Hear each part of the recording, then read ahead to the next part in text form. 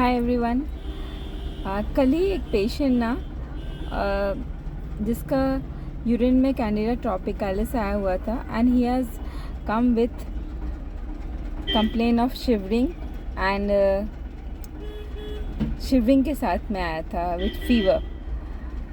So already recent history, like 10 days back he had candida tropicalis in urine, and it was resistance to fluconazole and only sensitive.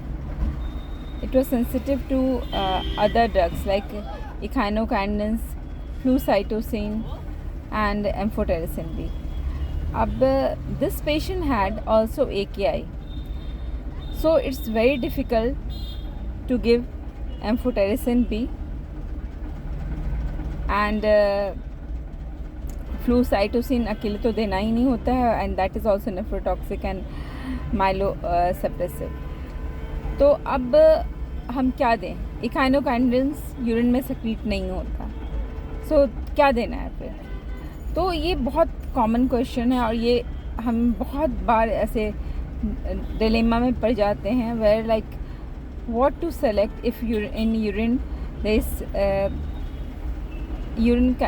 candida is not sensitive to fluconazole and we are suspecting that it's there is an infection.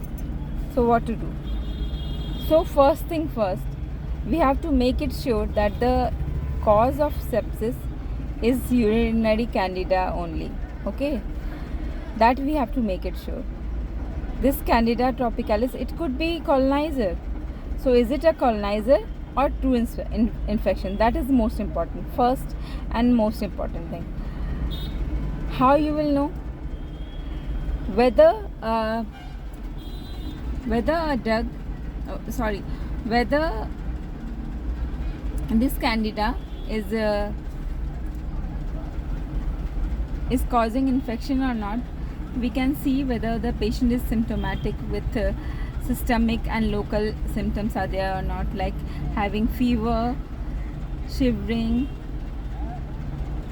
shock, or local pain, suprapubic pain, urgency, frequency of urine. If these things are there, then we can consider that okay, this is likely cause of sepsis. In certain patient, even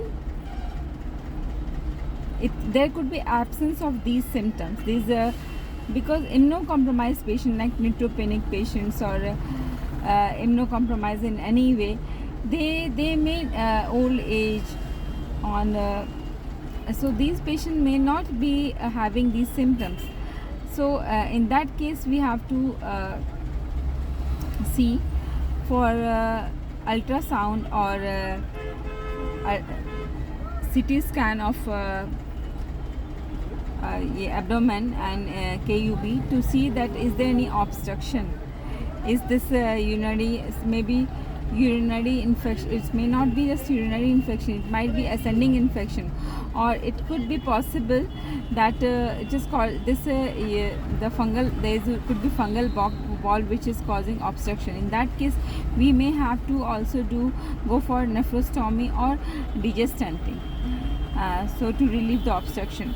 And so in such so first we have to rule out whether it is true urinary infection, urinary candidiasis or not.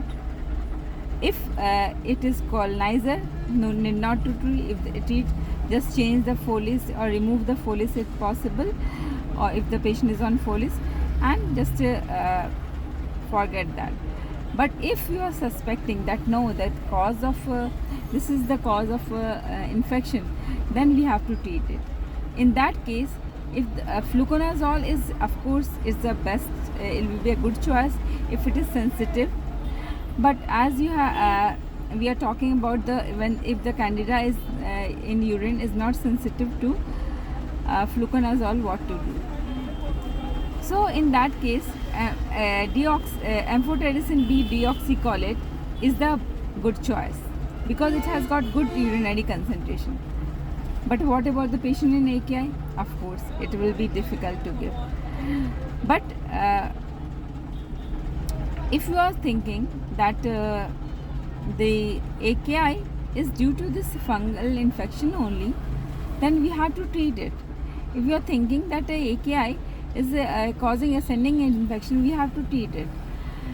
So in that case, you are saying that if other than fluconazole rest are sensitive, then in echinocandins can be also helpful. If you are thinking of that, the kidneys, there is pyelonephritis also, or the kidney parenchyma has also got affected with this infection, with candida infection, or there is a systemic ascending infection and there is a systemic candidemia. So in that case, echinocandins is a good choice. Of course, it hasn't got good urinary concentration, but if the infection in pyelonephritis get treated, it will be, or the systemic infection get treated, it will be helpful. And if there is no AKI, then amphotericin B deoxycholate is a good choice. In case of AKI, you can also give amphotericin B with liposomal AmBisome. But what about again, it hasn't got good urinary concentration. So if you are thinking of parenchymal disease, then or systemic disease, then you can give that. So this is the trick. Thank you.